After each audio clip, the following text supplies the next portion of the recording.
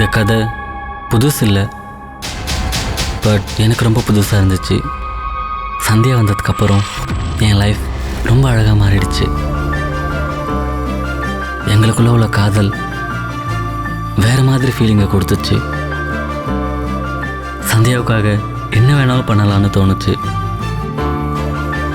சந்தியாவும் நானும் தனியாக நின்னப்போ எங்களுக்காக எங்கள் கூட வந்தவங்க தான் கீர்த்தி, விஜய். நாங்கள் 4 பேரும் சின்ன சின்ன கஷ்டங்களை தாண்டி ரொம்ப சந்தோஷமாக இருந்தோம்.